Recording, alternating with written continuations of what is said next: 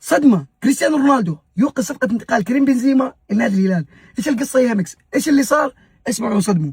قرر نادي الهلال انه يقدم عرض نادي الاتحاد لضم اللاعب كريم بنزيما. بسبب ايش؟ بسبب انه مهاجمينه نونيز وليوناردو ما عندهم الحس التهديفي الكبير، فيحتاج مهاجم سفاح امام المرمى، فقرروا نجيب كريم بنزيما بسبب المشاكل اللي صارت مع بنزيما مع نادي الاتحاد.